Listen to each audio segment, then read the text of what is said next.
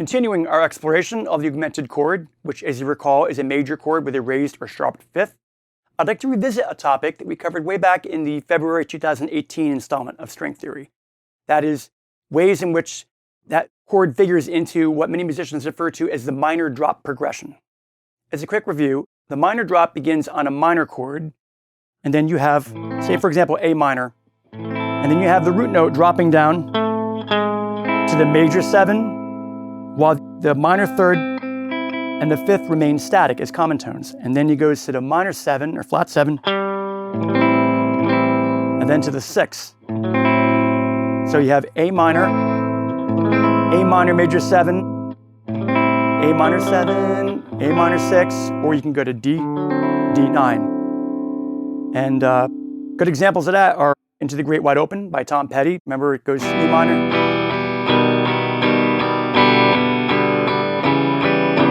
And that's all over like an E pedal tone. And also the bridge to Veronica by Elvis Costello. I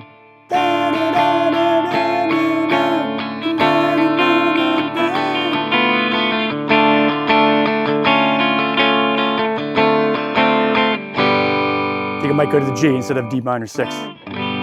Another good one is This Masquerade by Leon Russell, key of F minor.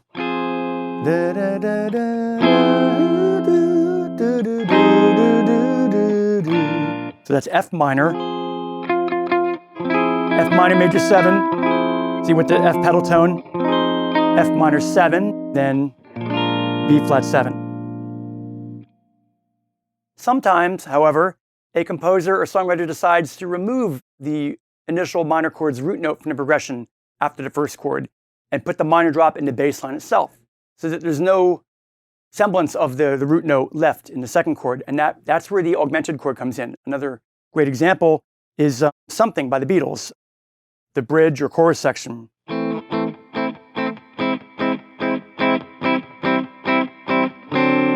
That's played mostly by, I believe, organ and strings in a recording. So, but it doesn't stay on the A minor. That's the point. It doesn't go.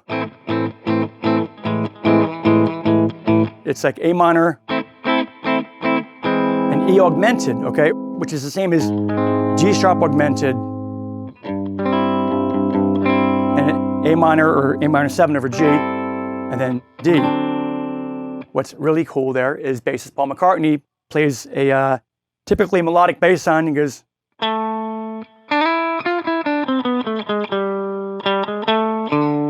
So over the A minor chord, don't wanna leave her now.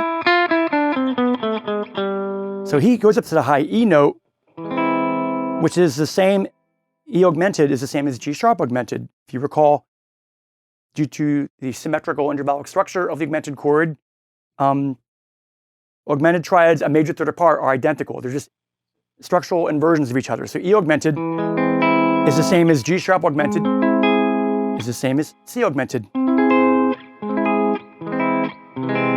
So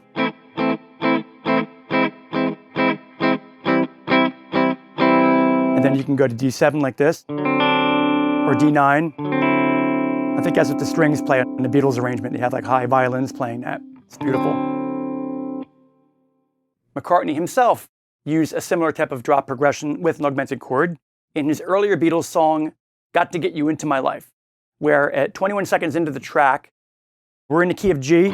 He goes up to the 3 chord, B minor, which is interesting. Ooh, and I tell you I need you.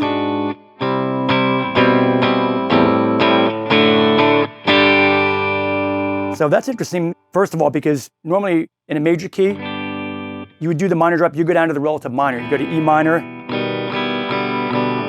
or you go to the 2 chord and do the to the 5, then back to the 1. But this is interesting. I can't think of too many other songs where you go up to the 3 minor and do that. Okay, so it's B minor, and then A sharp augmented voice like this. I got that strummed octave on the bottom.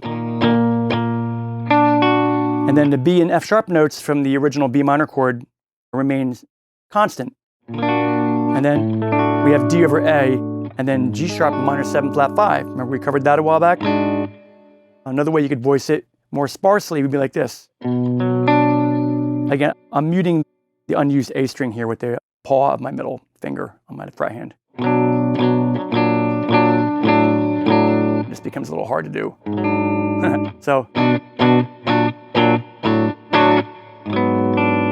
can switch to that, or just do, ooh, and I tell you I need you. It has a really urgent, dramatic, compelling sound, which is wonderful. And it goes back to the happy major sound. Getting back to the key of A minor, the iconic intro to Stairway to Heaven by Led Zeppelin features a similar minor drop with an augmented chord. But here, guitarist Jimmy Page, in typical fashion, throws in a brilliant little twist. You know, the chord is A minor, and then he does a G sharp augmented.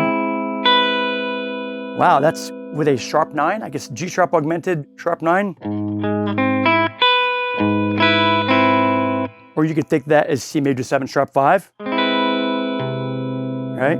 But I think most people hear that in context as like an A minor add 9 without the root, a rootless A minor. But listen to that dissonant major 7th interval, which is inherently dissonant. So you have, plus you got contrary motion, which is always cool.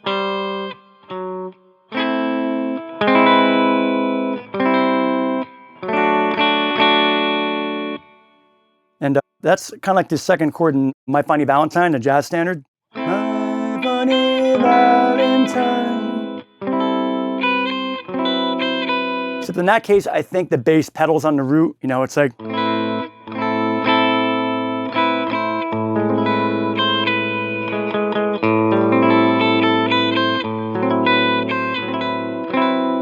Both of them are great examples.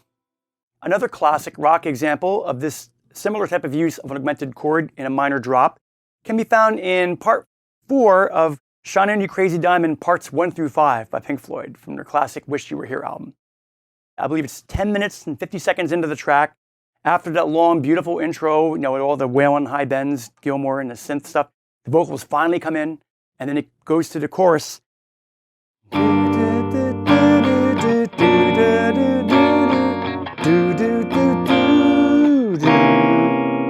That's where the guitar part goes.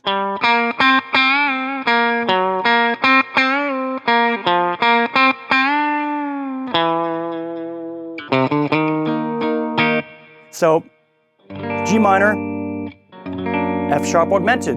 So it's a minor drop, but there's no more G's left. The G has gone. So, but the minor third, B flat, and the 5th D remain. So it's G minor.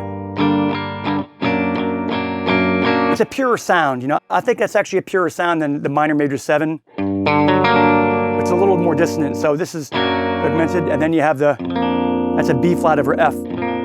What's really cool here is that the next chord, C7 flat 9, they could have just as well gone to Roll on a Steel Breeze. That sounds a little too happy for Pink Floyd, right? And the background vocal harmonies, they have those wonderful female vocalists singing.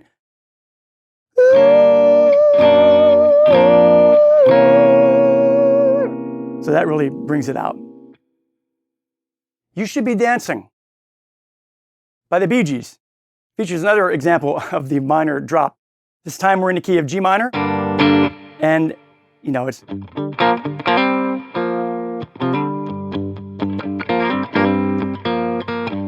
most of the song is vamping on that G minor groove, and then it goes.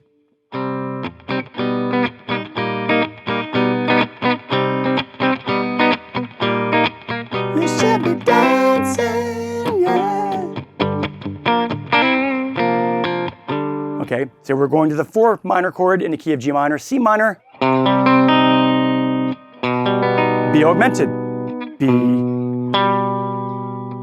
G, there's a B octave doubled, D sharp. So it was E flat and C minor.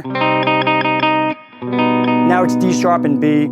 I mean, it's semantics, right? It's an enharmonic equivalent. D sharp, E flat, same difference, right? And then you got a little bit of a stretch here, actually a lot of a stretch. E flat over B flat. Then it backpedals.